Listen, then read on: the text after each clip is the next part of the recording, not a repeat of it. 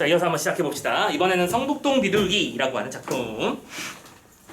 아마 여러 번 경험을 해본 작품일 거라고도 생각은 해요. 그죠? 기출 공부했다면 이거 처음 본 작품은 절대 아닐 거라고 생각하고. 자, 어쨌든 이게 최근에 근데 기출에는 놀랍게도 2002년이 마지막이었네. 생각해 보니까. 아니 지금 보고 나니까 좀 오래되긴 했네요. 자, 약간 고전틱한 클래식한 작품이긴 한데. 아무튼 무슨 얘기하고 있는 작품인지 한번 보도록 합시다. 그리고 잘 알고 있는 사람도 있을 거야. 이 성북동 비둘기라는 작품 자체가 이 문명에 의한 자연 파괴에 대해서 고발하는 작품이라는 것도 주제를 알고 있으면 편안하겠죠. 자, 첫 번째 구절부터 되게 인상적인 표현이 나옵니다. 뭐라고 표현을 했냐면 성북동 산에 번지가 새로 생기면서. 자, 성북동이라고 하는 단체적 배경이 설정됐어요. 그렇죠? 근데 여기에 번지가 새로 생기면서 어떤 일이 벌어졌다고? 본래 살던 성북동 비둘기만이 번지가 없어졌대요. 그럼 번지라는 게 두 번 나왔단 말이야, 그지? 근데 앞에 있는 번지랑 뒤에 있는 번지가 뜻이 다른 거겠죠.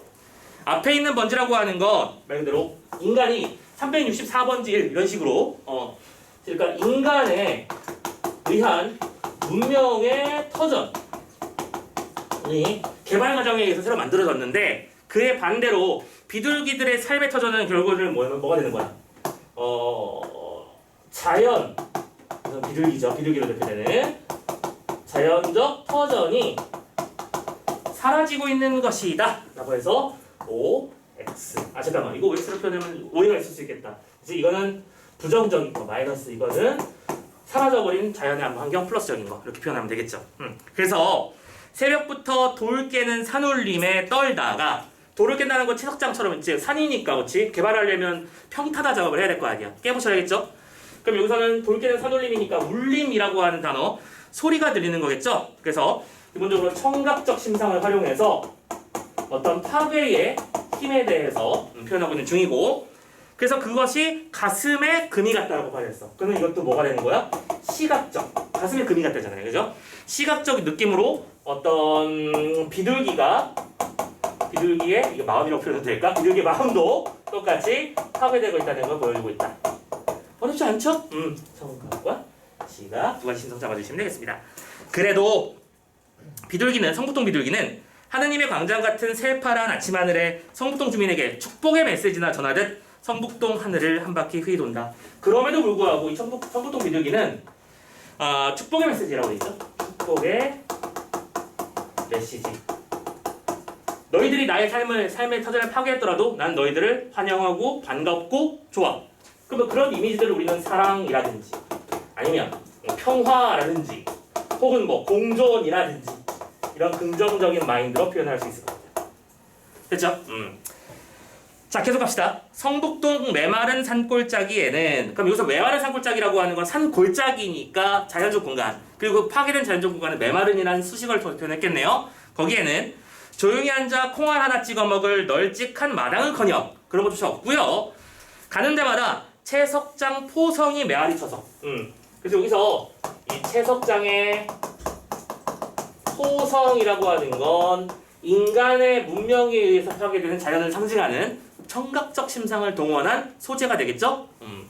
청각 갖고 그 다음에 문명에 의한 파괴 현상, 문명의 자연을 파괴하는 현상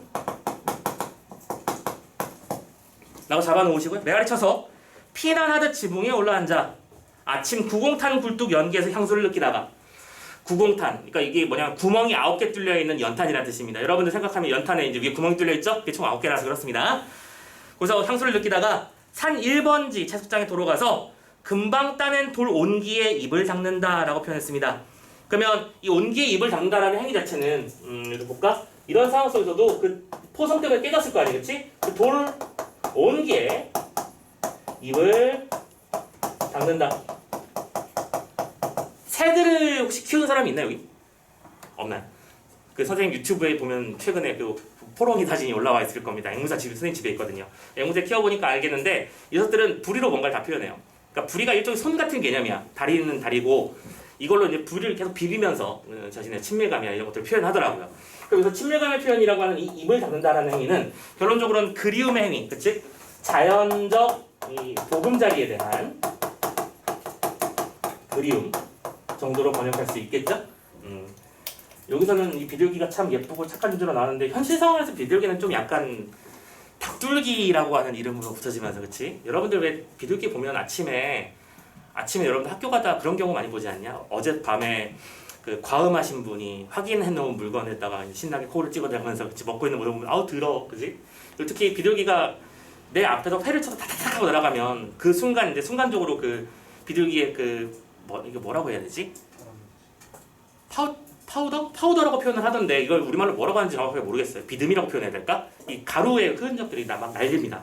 그럼 거기에 이제 균들이 많이 묻어 있어서 피하는 경우들도 많은데 우리의 현실적인 비둘기는 더러운 닭둘기인데, 그치? 무섭기도 하고 여기서 나온 비둘기는 뭔가 자연을 그리워하는, 그치? 산비둘기와 같은 모습이라고 생각합니다. 도시비둘기가 아니에요. 산비둘기 굉장히 생각보다 조그맣습니다. 도시비둘기는 이 인간 문명에 의해서 자연스럽게 뭔가 좀 변형된 비둘기라고 선생님이 생각하고요. 아무튼 그런 존재다라고 생각하고 보금자리를 그리워하는 모습을 보여준다라고 생각합시다. 그래서 최종적 마지막 년 가보면 예전에는 사람을 성자처럼 보고 세인트죠. 성자처럼 보고 사람 가까이 사람과 같이 사랑하고 사람과 같이 평화를 즐기던이라고 됐어요. 자, 참고로 이런 식으로 표현한 거 우리가 유사한 통사 구조의 반복이라고 부릅니다. 많이 보던 단어 아닌가요, 이 말? 우리 선택지에서 많이 보던 말이죠, 그치? 그래서 비둘기란 존재가 원래 우리가 인간과 함께 존재하던 녀석인데 비해서 이었는데 지금은 어떻게 됐다고? 이 사랑과 평화에서의 비둘기. 잠깐만. 아까 썼던 그 다음이지? 그치? 사랑과 평화에서의 비둘기는 이제 산도 잃고 사람도 잃고, 맞아요? 똑같이 유사한 통사구조 반복되고 있습니다. 비둘기는 이제 산도 잃어버렸어요. 그럼 뭐예요? 삶의 터전을 잃었다는 뜻일 거고요. 사람도 잃어버렸습니다. 사랑과 평화라는 것도 잃어버렸다는 얘기겠죠? 그리고 그 사랑과 평화의 사상까지 낳지 못하는 뭐가 됐어? 쫓기는 새가 되었대. 사람들이 내쫓아야 되는 더러움을 유발하는 그런 존재. 그래서 말 그대로 우리 인간이란 존재가 그 원초적인 감정까지 사라진 인간의 모습을, 문명의 모습을 비판하는 것이다 라고 잡는데 큰 문제는 없을 것 같습니다. 그렇죠? 할만한 작품. 성북동 비둘기라는 작품이었고요. 참고로 이 작품 같은 경우에는 상대적으로 두 가지 정도만 잘 잡아주시면 돼요. 이 번지라고 하는 단어의 일단 기본적인 첫 번째 구의 특징 외에도 여기 보면 유사한 통사구조의 반복이라는 얘기를 선생님이 여러 번 했었을 거예요. 그치? 작품 자체의 주된 특징 요소 중에 하나니까 잘 체크해 놓으시고요.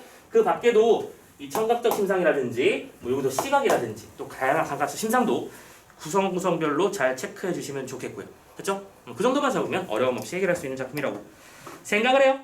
네. 자, 좋습니다. 그리고 나서 두 번째 신경림의 길을 넘어가 보도록 하자고요. 자, 이번에 신경림 시인은 어떤 얘기를 하는지 한번 봅시다. 잠깐만, 여기서 선생님이 연관 작품 얘기를 따로 안 했었나? 가자 바로 가도 되겠다. 자, 우리 일단은 일반적으로 우리가 길을 하면은 사람들이 다니는, 그러니까 자연스럽게 움직이면서 난 길을 생각하죠. 인간 문명에 의한 길이라고 생각을 하는데 여기서 말하는 길은 단순히 그런 뜻은 아닐 거야. 여러분들 인생길이라는 표현을 쓰기도 하죠. 우리 인생 여정 같은데 관련된 그런 단어라서 이 길이라는 것이 구체적으로 뭘 뜻하는 것이고 그 뜻하는 것을 어떻게 유추해내고 끌어내는지 그 과정만 잘 봐주시면 되는 작품입니다. 자, 가봅시다. 첫 번째 구절부터요. 사람들은 자, 일반적으로 우선 이제 집중하고 있는 대상은 사람들입니다. 일반적으로 사람들은요, 자기들이 길을 만드는 줄 알지만, 그렇지? 그리고 우리 일반적 상식도 마찬가지입니다. 길이라는 게 특히 산에 길이 만들어지는 과정이 뭐냐면 한 사람이 지나갔어. 그럼 거기에 풀이 꺾이고 바닥이 눌리겠지? 그리고 나서 이제 두 번째 사람, 세 번째 사람 이렇게 많은 사람들이 오락가락 하는 과정에서 다져지는 과정이 되고 만들어지고 그 다져지는 과정이 길이 형성되는 과정이거든, 실제로는. 오케이? 근데 그렇게 만든 줄 알지만 그게 아니라는 거야. 길은 순순히 사람들의 뜻을 좇지는 않는다. 사람들이 길을 만드는 거라고 생각했지만 실은 길이 그렇게 순순히 따라지는 존재가 아니라고 생각하는 거야. 그치? 오케이. 통념에 대한 반박이라고 하죠. 자, 통념이라고 하는 거 우리가 일반적으로 생각하는 바. 길은 인간이 만드는 거야. 근데 그게 아니라는 거죠. 자, 왜 그런가 따져봅시다. 사람을 끌고 가다 문득 벼랑 앞에 세워서 낭패시키는가 하면, 자, 길을 따라가다 보면 그 이유가 이제 등장하고 있죠. 갑자기 벼랑길을 만들어서 사람을 낭패에 빠지게 만들기도 하고요. 또 큰 물의 우정은 일부러란 뜻이죠. 큰 물의 우정 일부러 제 허리를 동강내어서 사람들이 부득이 저를 버리게 만들기도 합니다. 두 번째, 잠깐만, 동명에서 뭐라고? 큰 물, 그렇지? 잠깐만, 큰 물을 만나는 게 아니잖아. 쌤 우정이 일부러라고요? 일부러란 뜻입니다. 참고로 우정이라는 단어도 우리 현대 소설 작품에서 자주 쓰이는 단어입니다. 일부러 지어내어서라는 뜻이에요. 그래서 일부러 허리를 동안해서 부득이 저를 버리게 만들기도 한다. 물길이 끊어짐. 이렇게 쓸게요. 그럼 결론적으로는 이 길이라고 하는 게 기본적인 의미는 사람들이 다니는 웨이이기도 하지만 실은 이게 뭘 뜻하는 것까지 가만히 들여다보면 이거는 인생의 여정을 상징하는 거겠구라는 예상이 여기서 이제 슬슬 나와야죠. 오케이? 여기서 말하는 이 벼랑이란 단어라든가 끊어지는 물길이라고 하는 것들은 실은 우리 인생의 역정을 살펴보면 우리 인생은 내가 만들어가는 거야 라고 우리는 생각하기 쉽다는 거야. 그치? 근데 우리의 어떤 거대한 운명 같은 것들이 우리를 거기에 딱 멈춰서게 만들고 괴롭게 만들고 슬프게 만든다는, 즉 이 인생 여정에서의 어떤 실패를 겪는 상황들을 상징하는 것이 될 수도 있겠구나 라고 이제 예상이 들어주셔야죠. 오케이? 우리의 인생 여정이 그렇다라는 거. 계속합니다. 사람들은 이것이 다 사람이 만든 길이 거꾸로 사람들한테 세상 사는 슬기를 가르치는 것이라고 합니다. 오케이? 자, 또 사람들은 이러한 상황에 대해서 이 길이라고 하는 것이 우리에게 삶을 살아가는 슬기로움을 주는 것, 그치? 라고 생각한다라고 말을 하고, 또 길이 사람을 밖으로 불러내어 온갖 곳, 온갖 사람살이를 구경시키는 것도 세상 사는 이치를 가르치기 위해서라고 한다. 두 번째, 세상 사는 이치.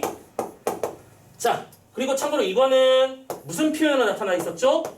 인용의 표현으로 나타나 있었습니다. 지금 화자가 하는 얘기가 아니었죠? 사람들이 말하기를 이런 상황에 우리가 가다가 벼랑을 만나고 끊어진 물을 만나는 상황들은 전부 다 얘들이 우리한테 뭔가를 가르쳐주기 위해서다라고 말을 한다는 거야.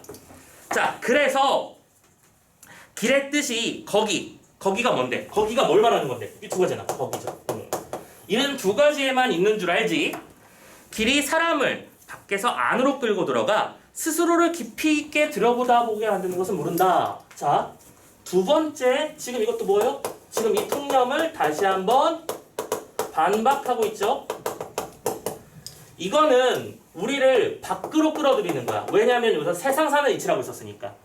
너 혼자만의 세계가 아니라 세상을 살다 보면 이런 일도 겪고 저런 일도 겪고 저런 사람 만나면 이런 스트레스도 받고 이런 거라는 얘기잖아. 근데 그게 아니라는 거야. 실은 이 녀석은 우리를 어디로 끌어들이는 거야? 안으로. 그러니까 다른 말로 우리 이거 뭐라고 하지? 자기 자신의 내면을 들여다보는 행위? 성찰이라고 하죠.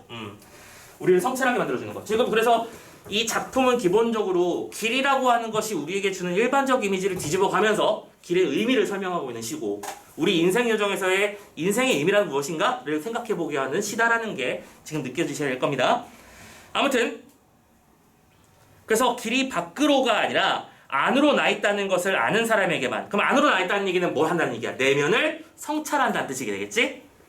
내면을 성찰한다는 것을 이해한 사람들에게는, 그런 사람들에게만 길은 고분고분해서 꽃으로 제 몸을 수놓아 향기를 더하기도 하고 그늘을 드리워 사람들이 땀을 식히기도 하는 거지. 그래서 이 안으로라고 하는 걸 알게 되면 향기로움과 그늘을 만들어준다는 거야. 그럼 요새 내 향기라는 것과 그늘이랑 뭐 후각적인 건 당연한 거니까 넘어가자.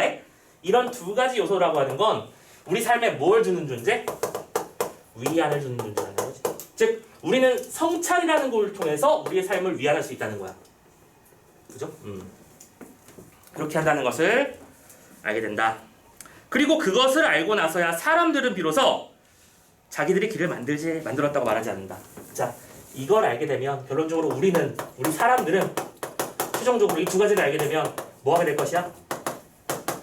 겸손의 자세를 갖게 된다니. 이거 내가 만들었잖아. 이 길은 내가 겪은 거야. 그게 아니라는 거죠. 우리 삶이 실제로 그렇잖아요. 한 사람이 잘나서 그 사람의 올드한 잘남만으로 성공하는 경우가 있나? 없을걸. 시대의 운이 따라줘야 되고, 그지? 주변에서 협력자들이 있어야 될 것이고, 보통 성공한 사람들은 그런 경우들이 더 많죠. 성공한 사람들의 무슨 뭐 성공 비법을 담은 뭐 다큐멘터리나 뭐 책 같은 걸 읽어보면 자기는 뭘 잘했다, 이걸 잘했다, 저걸 잘했다 이렇게 얘기를 하지만 지금 이 작품은 그걸 말하고 싶은 거야. 이 사람들은 어쨌든 자기 자신을 들여다보는 행위 속에서, 그치? 자신을 겸손하게 여기고, 자신의 길을 내면을 잘 성찰한 결과물로 외적인 성공을 이뤄낸 것. 나를 잘 들여다봤기 때문에 외적 성공도 있을 수 있었다는 것. 그런 것들을 좀 깨닫고 알아주셔야 된다라고 말하는 그런 작품이라고 볼 수 있겠지. 그치? 그래서 이 작품도 그럼 똑같이 하나 더 대립적 이미지라고 하는 것이 존재하는 게 느낌이 왔을 거야. 두 가지. 대립적 이미지. 첫 번째는 길의 의미를 대충 하는 사람과, 그치? 잘못 알고 있는 것과 길의 의미, 진정한 의미를 알고 있는 두 가지가 되겠죠. 길의 의미를 잘못 알고 있는 쪽은 첫 번째, 길은 1번. 자기가 스스로 만들어내는 것이다 라고 하는 거. 두 번째 길은 밖으로 향한 길이다 라고 말하는 것이었어. 근데 그게 아니었던 거죠. 실제로 길은 뭐였던 거야? 우리를 인도해주는 그런 역할이었고, 두 번째, 오히려 우리의 안을 들여다보게 해주는 그런 요소였다는 거죠. 그래서 이 대립적 관계도 유추해낼 수 있었으면 좋겠고, 이 정도면 뭐 충분하게 해결할 수 있는 작품이다 라고 보실 수 있겠어요. 자, 신경님의 길이었습니다. 되셨나요? 더워라. 자, 이렇게 해서 잠깐만요. 우리 습득에 여기서 내가 무슨 얘기 하나를 더 하려고 했던 것 같은데 잠깐만 확인 좀 하고 넘어가겠습니다. 현대시